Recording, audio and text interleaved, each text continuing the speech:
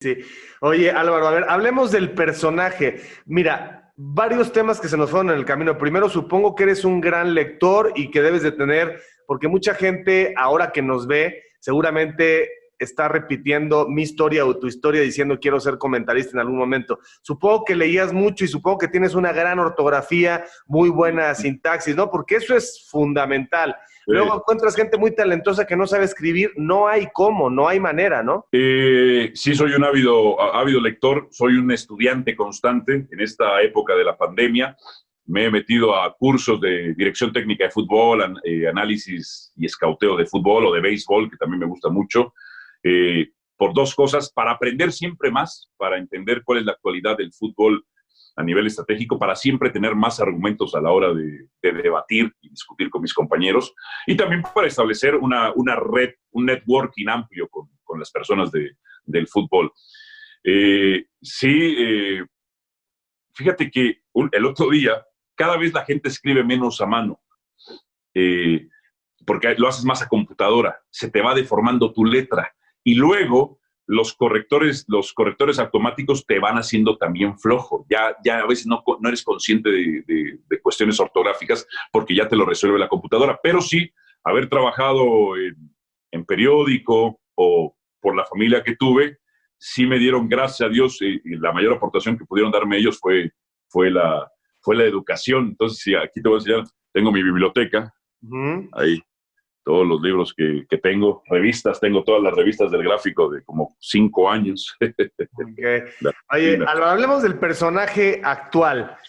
También da la impresión de que pudieras haber sido alguien que estudió actuación, porque eres muy, muy gestual y es alguien que sabe mover mucho las emociones en función de lo que está pensando y lo que está sintiendo, pero parece que esto es totalmente natural, ¿no? Lo que sale en televisión no es muy alejado de mi personalidad y es Ok. producto de muchas cosas.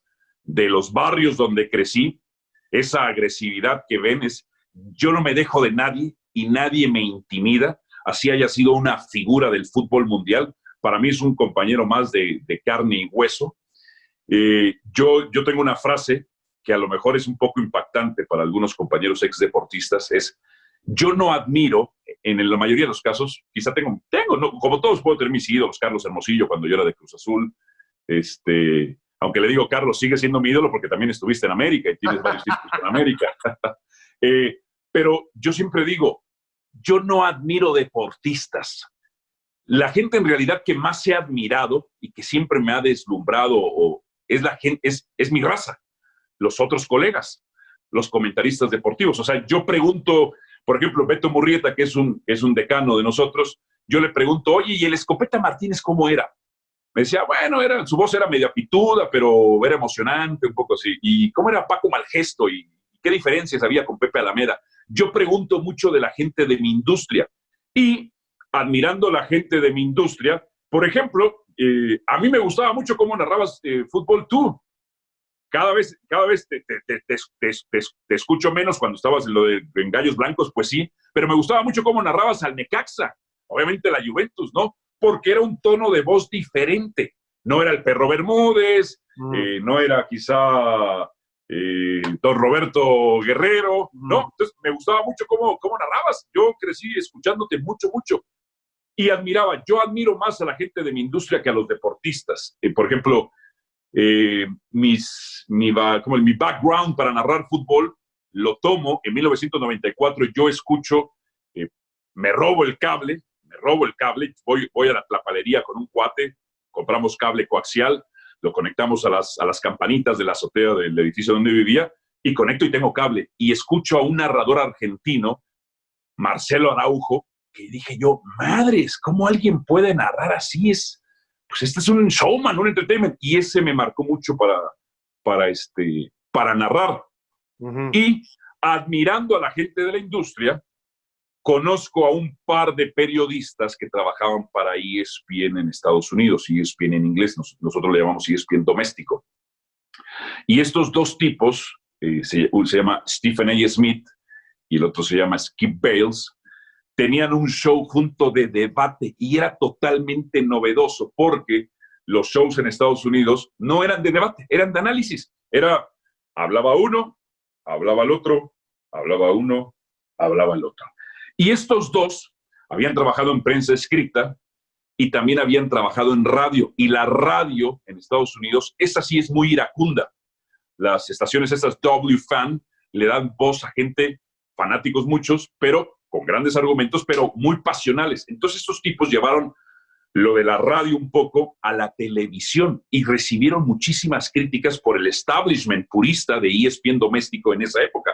Pero cuando yo vi que ESPN se atrevió a hacer ese programa, primero era una sección y luego creció un programa porque tuvo mucho rating, se llama, el programa todavía existe, ya no con ellos dos, se separaron porque uno se fue a Fox en inglés, pero tiene la misma versión del programa. Este programa se llama First Take. First Take, la traducción más óptima sería tu primera declaración del día. Y yo empiezo a ver que son tipos muy preparados, muy estudiados, pero que también tienen sus ángulos de manipulación. Y ahí me di cuenta yo, eso lo veo en el 2014, y ahí me doy cuenta, digo yo, la industria está cambiando. Si los gringos cambiaron, esta madre está cambiando. Tenemos que cambiar. Hay que confrontar el argumento del compañero. Porque muchas veces a lo mejor el compañero decía algún dogma o algo en lo que no estabas de acuerdo y no lo contradecías, tú decías tu punto de vista. Quizá los aztecos lo hacían un poco más, no tan argumentados, más pasionales desde el dogma, no tan argumentados, pero lo hacían un poco más. Ellos quizás sí yo veía que lo hacían más por show. No, en este caso, por ejemplo, es, si yo estoy de acuerdo con algo que dices tú, no encuentro un punto en donde te pueda contradecir, pues no te voy a contradecir. Siempre estoy tratando de ver qué es lo que dice el otro para contradecirlo, si es que a mí no me parece. Ahí me di cuenta, Javier, la industria gringa está cambiando, nosotros tenemos que cambiar. Y luego me encuentro con el programa del Chiringuito y digo yo, madres, claro, polarizan Barcelona y Real Madrid. Y los gringos estos polarizaban, muy inteligente el tipo, el productor se apellida Horowitz, ya después se hizo vicepresidente de Fox. No era alguien nacido de ESPN, pero llegó con esa idea de ESPN y se la compraron. Y él creó, fíjate nada más, una tensión racial, porque Stephen A. Smith es afroamericano y Skip Bayless es de Oklahoma y Texas. O sea, entonces era el blanco contra el de raza negra, ¿no? Y entonces se sentían muy identificados las dos razas y además con su manipulación. Ahí fue cuando decido yo, tenemos que debatir más.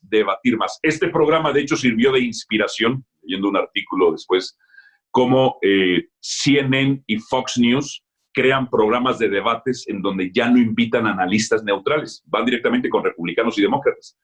Y en el artículo, en la investigación de este artículo, dicen, se basan en First Take. Dijeron, vamos a hacer lo mismo. Así que, camaradas, por favor, no dejen de seguirme a través de todas mis redes, de suscribirse a mi canal, dale a la campanita, dale like, no te olvides de dejarme tus comentarios, yo mismo estaré respondiendo. Cambio y fuera, camaradas.